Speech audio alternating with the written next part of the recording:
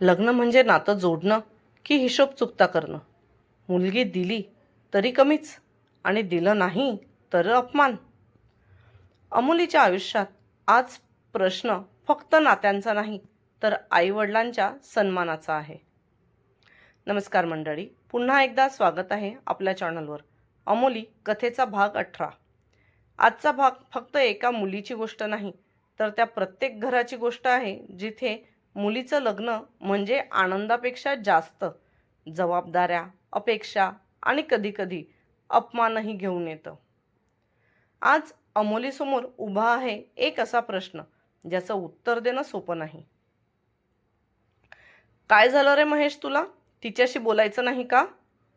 आज महेशचा त्याच्या आईच्या मोबाईलवर फोन आला होता. तेव्हा त्यांचं बोलणं चालू असताना अमोलीने तिथेच उभे राहून त्यांना फोन मागितला.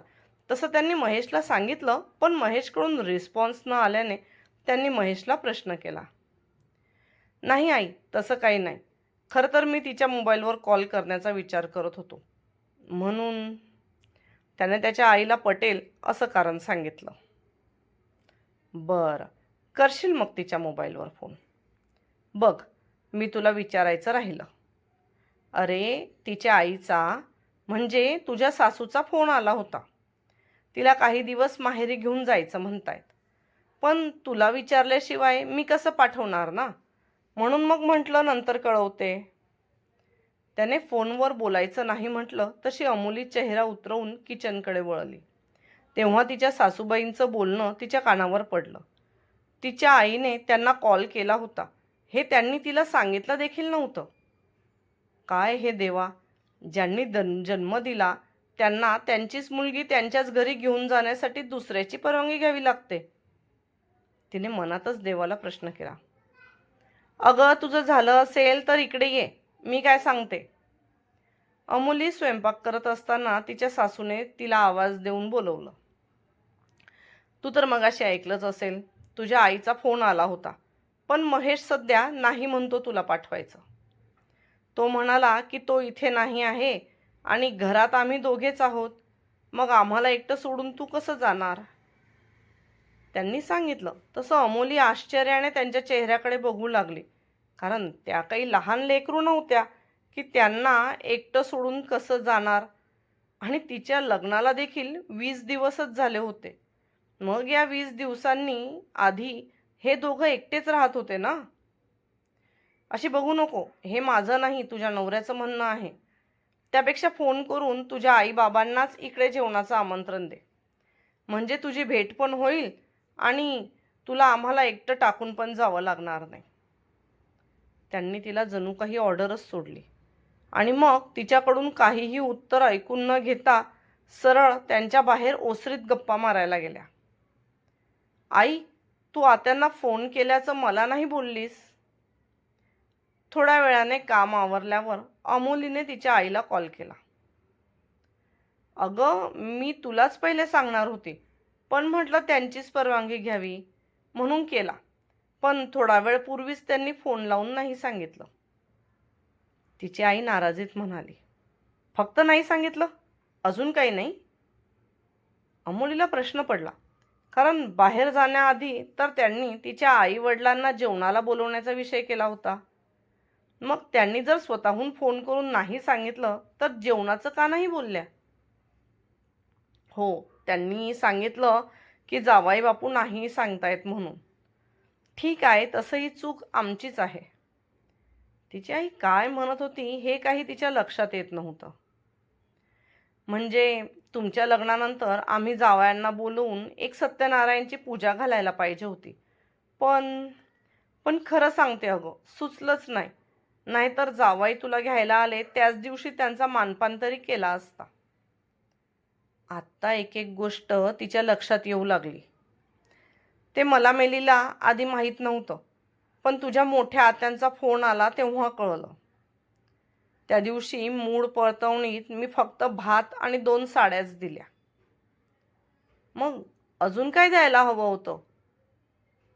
न राहून अमोली बोललीच. अगं, त्यांना कपड्यांना पैसे आणि एखादा सोन्याचा दागिना करून द्यायला हवा होता. पण बघ, पहिले की नाही हे अशा काही पद्धती नव्हत्या. त्यामुळे हे सगळं माझ्या डोक्यातून आलं नाही. आणि जेव्हा तुझ्या आत्यांनी फोन करून सांगितलं तोपर्यंत जावई ड्युटीवर निघून गेले होते. आता याच गोष्टीचा राग येऊन ते तुला कधी पाठवतील काय माहिती. अमोलीने तर सरळ डोक्यालाच हात लावून घेतला, कारण हे सगळं अशा प्रकारे असेल याचा तिच्या डोक्यात विचारही आला नव्हता. आई, पण मला तर घरी याबद्दल कोणीच काही बोललं नाही. एखाद्या वेळेस आत्यालाच असं वाटलं असेल, पण तसं काही नाही. ती बिचारी तिच्या सासरकडच्यांची बाजू घेत म्हणाली. नाही ग, तसं नाही. म्हणजे तुझ्या सासूबाईंना मी तुला घेऊन जाण्यासाठी फोन केला होता तेव्हा त्यासुद्धा मला तसंच म्हणाल्या. काय म्हणाल्या त्या तुला? आईचा खोल गेलेला आवाज नक्कीच काहीतरी वेगळं झालं हे तिला समजावून गेला. त्या म्हणाल्या, ऐपत बघून जावाई करावा. लग्नात आम्ही काही मागितलं नाही तर तुम्ही सुद्धा दिलं नाही. आणि साध्या चालीरीतीसुद्धा तुम्हाला व्यवस्थित करता येत नसतील तर कशाला मुलींना जन्माला घालावं. पण खरं सांगते अमू, आम्हाला असा अपमान नव्हता करायचा. पण अशा नवीन पद्धती मी सुद्धा कोणाकडे बघितल्या नाही. लग्नसुद्धा आम्ही त्यांनी सांगितलं त्याप्रमाणेच करून दिलं. त्यामुळे पहिलेच खूप कर्ज डोक्यावर होतं. पण तरीसुद्धा अजून थोडे पैसे कुठून उधार घेऊन एखादा दागिना तर नक्कीच केला गेला असता. माझंच चुकलं.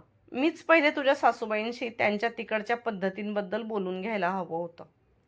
पण आता त्यावर काही इलाज नाही. आता जावई येतील तोपर्यंत वाट बघावी लागेल. असं कसं कोणी मुलीकडच्यांना ऐपत बघून जावई करावा नाही तर मुली जन्माला घालू नये असं म्हणू शकतं? हेच मुलीला कळलं नाही. तसं बघितलं तर महेशच्या घरचे पण काही गडगंज श्रीमंत नव्हते. फरक एवढाच होता की वडिलोपार्जित शेती मिळाल्यामुळे त्या शेतीचा आधार त्यांना पहिलेपासून होता आणि त्याच आधारावर त्यांनी त्यांची मिळकत वाढवली होती. नाहीतर त्याचे वडील सुद्धा पोस्ट ऑफिसमध्ये अकाउंटंट होते आणि तिचे वडील बँकेत कॅशियर. ज्यावेळेस अमोली तिच्या माहेरी पहिल्यांदा जात होती त्यावेळेस तर तिच्या सासरच्यांनी तिच्या हातात 200-250 रुपये काय ते खर्चायला दिले होते. मग महेशला काय म्हणून पहिल्यांदा तिच्या माहेरी आल्यावर सोन्याचा दागिना आणि कपड्यांना पैसे? खरंच मुलगी दिली म्हणजे तिच्या आईवडिलांची किंमत कमी होते का? रीतिरिवाजाच्या नावाखाली एखाद्याचा स्वाभिमान तोडणं योग्य आहे का? महेशचा हा राग खरंच परंपरेसाठी आहे की अहंकारासाठी? आणि सगळ्यात मोठा प्रश्न, अमूल्य आता गप्प राहील की तिच्या आईवडिलांच्या सन्मानासाठी उभी राहील? जर तुम्हाला ही कथा फक्त एंटरटेनमेंट नाही तर एक रियालिटी वाटत असेल तर व्हिडिओला लाईक जरूर करा, चॅनल सबस्क्राईब करा आणि बेल आयकन दाबा. आणि आजचा प्रश्न खूपच महत्त्वाचा आहे. तुमच्या मते इथे चूक कोणाची आहे? अमोलीने आता काय करायला हवं? तुमचं मत कमेंटमध्ये सांगा, कारण कधीकधी कथा बदलायला एक विचार पुरेसा असतो. धन्यवाद.